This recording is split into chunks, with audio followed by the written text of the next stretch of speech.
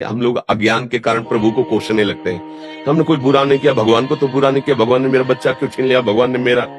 पर विवेक धारण करो, जितने काम के लिए जो जितना आया है, अगर 1001 श्वास केवल मिली है उसको, तो 1002 श्वास नहीं ले सकता। विधान विधान है भगवान का। यहाँ तुम्हारा कुछ नहीं, तुम कुछ नहीं हो। पक्की बात समझ लो, भगवान का सब कुछ है, तुम भगवान के हो। अगर ये मान लोगे तो आप धैर्य पूर्वक यहाँ जियोगे और अंत में आपका बड़ा मंगल होगा और हृदय आनंदित। जैसे इस समय रोग का प्रभाव है, कष्ट है, शरीर में पीड़ा है, घबराहट है, जी में चिल्लाना, क्या क्या मतलब वो तो क्या लिखे जब गुर्दे ही खराब है। पर आपको ऐसा महसूस हो रहा है मैं डिप्रेशन में हूँ, मैं परेशान हूँ, मैं बड़ा दुखी हूँ। क्यों? इसलिए महसूस नहीं हो रहा कि उस बात को हम समझ रहे हैं और अपने मन को जहाँ दुख नहीं है वहां लगाए। अगर वहां से हटे तो जहां आग में बैठे ना, अभी हालत खराब हो जाए, अभी हम विक्षिप्त हो जाएं। लेकिन मन को आप पहुंचने नहीं देते, वहीं रहे, वहीं जा, सुख इधर आग लगी मत आ। अब आप क्या हो, यही मन रख रहे हो, इसलिए आप दुखी हो। फिर कोसते हैं कि भगवान बुरा कर रहे हैं, हमने क्या बुरा किया। अगर आप असलियत जान जाओगे तो भगवान जो कृपा कर रहे हैं उस पर तुम्हें रोना आ जाएगा कि अगर मुझे वास्तविक हमारा हिसाब मिलता तो आज मेरी वो दुर्गति होती। पर आपने लाडले उस विधान की भी रक्षा की और मेरी भी रक्षा की। कैसे रखे हो, कैसे दुलार कर रहे हो, बिल्कुल सच्ची मानिए। कभी आरोप मत कीजिए कि भगवान बुरा कर रहे हैं, उनके जैसा कोई कृपालु नहीं। आप समझ नहीं पा रहे। हम लोगों ने ऐसे ऐसे पाप किए हैं, ऐसी ऐसी गलतियां की हैं, भगवान उनको माने ही नहीं गलती। हमें मनुष्य शरीर दे दिया, हमको सतमार्ग दे दिया, उनके दुलार को तो तुम देखो। हमें वो प्रेत भी बना सकते थे, सुअर कुत्ता भी बना सकते थे, मनुष्य बना दिया। अपना उद्धार कर लो।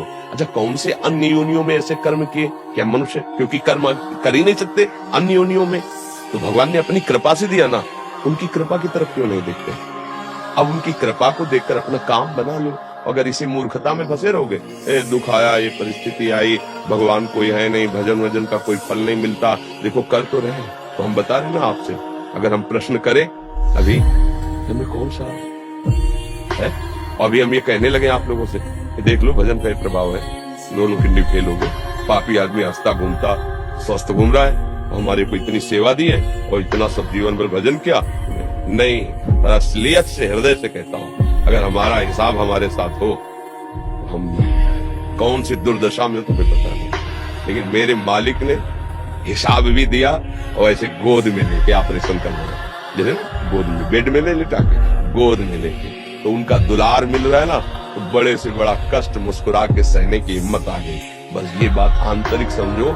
इसीलिए हम कहते हैं लोग भागे घूम रहे हैं। तुम्हारे दुख को निवारण कर सके ऐसा विश्व ब्रह्मांड में कोई पैदा नहीं हुआ। आशीर्वाद की भावना से तो आते हो ना हमारे पास, समझना हमारी बात। हमारा मतलब गोलमोल नहीं होता, सीधी बात। अगर आशीर्वाद से काम चलता तो मैं अपनी किडनी ठीक कर लेता,